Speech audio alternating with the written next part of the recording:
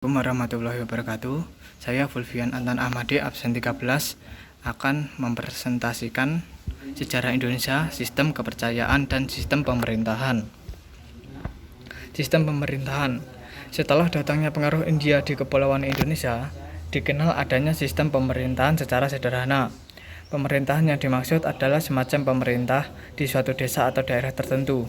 Rakyat mengangkat seorang pemimpin atau semacam kepala suku. Orang yang dipilih sebagai pemimpin biasanya orang yang sudah tua atau senior, arif, dapat membimbing, memiliki kelebihan-kelebihan tertentu termasuk dalam bidang ekonomi, berwibawa, serta memiliki semacam kekuatan gaib atau kesaktian.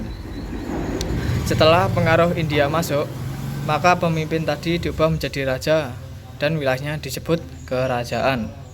Salah satu bukti akulturasi dalam bidang pemerintahan, misalnya seorang raja harus berwibawa dan dipandang memiliki kekuatan gaib seperti pada pemimpin masa sebelum Hindu-Buddha. Contoh kerajaan, Candi Prambanan.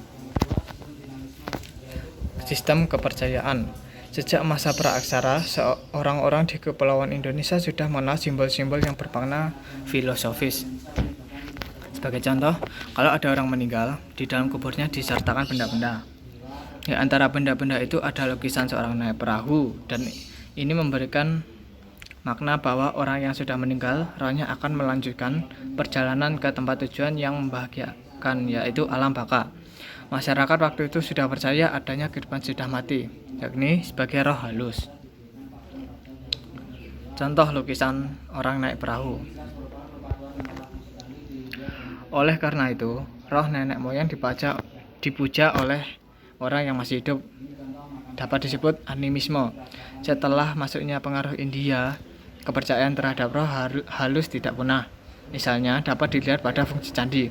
Fungsi candi atau kuil di India adalah sebagai tempat pemujaan.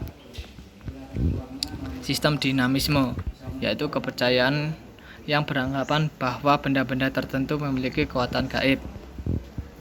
Masuknya agama Hindu-Buddha ke Nusantara menyebabkan terjadinya akulturasi budaya.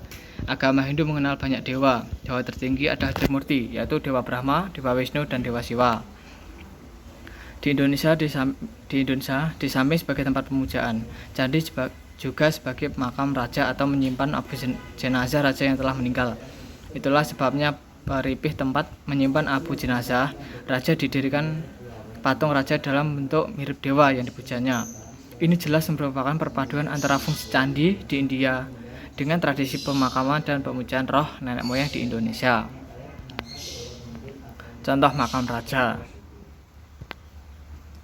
Sekian yang dapat saya sampaikan. Kalau ada salah, saya mohon maaf. Wassalamualaikum warahmatullahi wabarakatuh.